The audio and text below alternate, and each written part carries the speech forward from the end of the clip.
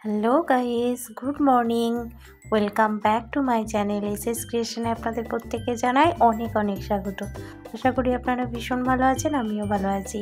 আর আমার SS creation চ্যানেলের তরফ থেকে আপনাদের প্রত্যেককে জানাই হ্যাপি ক্রিসমাস ডে এর অনেক অনেক অভিনন্দন ও শুভেচ্ছা। আর মাত্র একদিন পরেই হ্যাপি ক্রিসমাস ডে। আর সামনেই আসছে ক্রিসমাস ডে, আর তার জন্য কেক বানাবো না এমন তো হতেই পারে না। তো প্রত্যেকে এখন কেক বানাচ্ছে। তো চলুন আমি আজকে একটা কেক বানিয়ে আপনাদের দেখাবো। তো কেক বানানোর জন্য আমি প্রথমে একটা বাটি নিয়ে নিয়েছি, বাটির মধ্যে একটা ডিম ফাটিয়ে নিয়েছি, তারপরে নিয়ে নিচ্ছি চিনি গুঁড়ো। এখানে আমি চিনিটাকে গুঁড়ো করে নিয়েছি। যে এখানে 1 কাপ মতো চিনি আছে, সেটা আমি গুঁড়ো করে নিয়েছি। তারপরে এটাকে আমি ভালো করে ডিমের সাথে এখন ফেটিয়ে নেব। আর আপনাদের কাছে যদি ব্লেন্ডার থাকে তো সেটা দিয়ে করবেন, আমার কাছে নেই। তো আমার কাছে যে স্প্যাচুলাটা আছে সেটা দিয়ে আমি কিন্তু ব্লেন্ড করে নিচ্ছি। দিয়ে দিলাম এখানে তেল। এখানে কিন্তু আমি সানফ্লাওয়ার অয়েল ইউজ করেছি। তো তেলটা দেওয়ার পর এখানে ভালো করে অনেকক্ষণ ধরে কিন্তু আপনাদেরকে ফেটিয়ে নিতে হবে ব্যাটারটা। দেখবেন কালারটা চেঞ্জ হয়ে যাবে।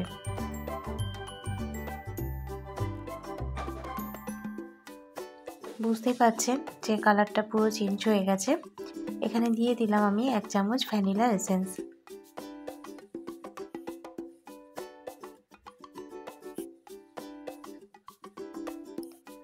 ভ্যানিলা এসেন্স দেওয়ার পর আমি কিন্তু আবারও খুব সুন্দর করে অনেকক্ষণ ধরে এটা ব্লেন্ড করে নেব।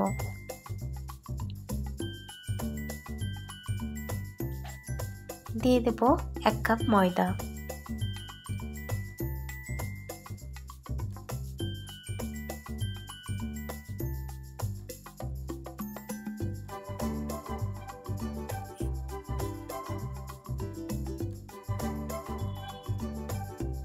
তো এখানে ময়দা দেওয়ার পর আমি কিন্তু মিশ্রণটি আবারও ভালো করে ফেটিয়ে নেব।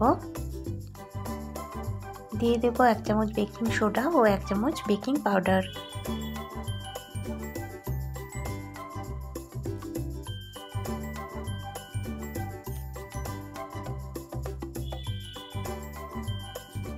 আমার কেকের জন্য ব্যাটারটা কিন্তু একটু বেশ মোটা হয়ে আছে, তো তার জন্য আমি এখানে রুম টেম্পারেচারে রাখা গরুর দুধ দিচ্ছি।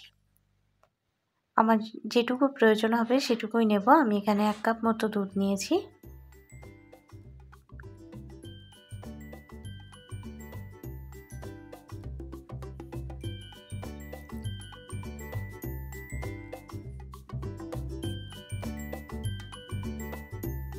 একই মুভমেন্টে কিন্তু আপনারা এটাকে ব্লেন্ড করে নেবেন। মুভমেন্ট কিন্তু বিপরীত দিকে করলে কিন্তু যে বাবলসগুলো থাকে সেগুলো হয়ে যাবে এবং কেকটা একদম ফুলবে না। আপনারা যদি একদম পারফেক্ট কেক বানাতে চান তাহলে এইভাবে বানিয়ে দেখবেন, কিন্তু খুব সুন্দর স্পঞ্জি কেক কিন্তু রেডি হয়ে যাবে। তো এখানে আমি কড়াইয়ের মধ্যে লবণ দিয়ে দিয়েছি। তো লবণটা আমি প্রি হিট করার জন্য আমি রেখে দিচ্ছি। আর এখানে কিন্তু আমি যে কড়াইয়ের ফুটোটা আছে সেটা কিন্তু আমি কাগজ দিয়ে বন্ধ করে দিয়েছি। আমার কাছে কোনো কেক মোল্ড নেই, সেজন্য আমি বাটিতেই কেক বানাবো। তো বাটিটা আমি ভালো করে তেল ব্রাশ করে নিচ্ছি এবং দিয়ে দিচ্ছি একটু ময়দা।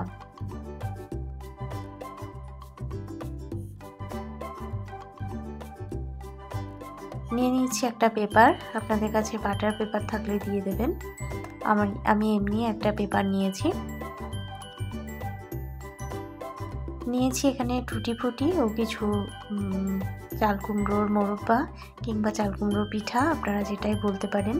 তো এটা আমি একটু শুকনো ময়দা দিয়ে ভালো করে মেখে নিচ্ছি।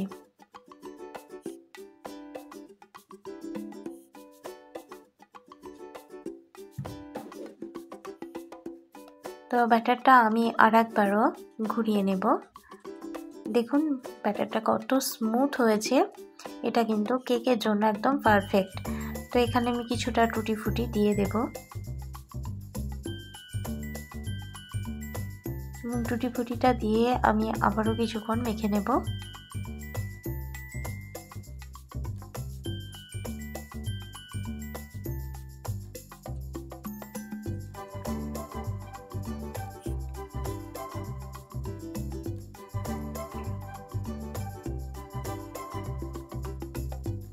তো এবার যে বাটিতে আমি কেকটা বানাবো তার মধ্যে আমি কিন্তু ব্যাটারটা নিয়ে নেব।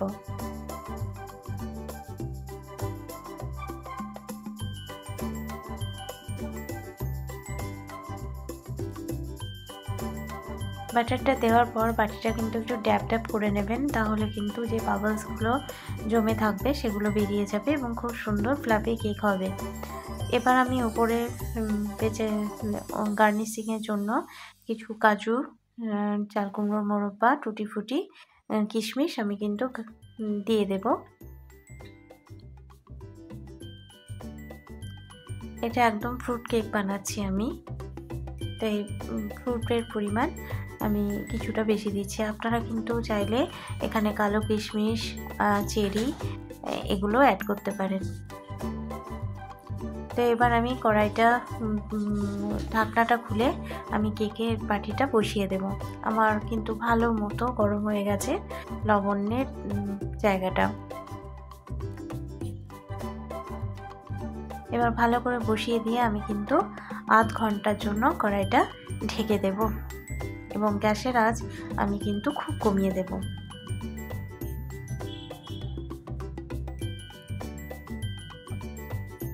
পাঁচ মিনিটের মধ্যে আমার কেক কিন্তু প্রায় ফুলতে শুরু করেছে। তো চলুন আমি আধ ঘন্টা পরে আপনাদের দেখিয়ে দিচ্ছি যে আমার কেকটা কত সুন্দর ফুলে উঠেছে। তো কালার করার জন্য উপরে কালারটা এখনও সাদা হয়ে আছে, তো কালারটা দেওয়ার জন্য আমি আর একটু কড়াইয়ের ঢাকনাটা ঢেকে দেব।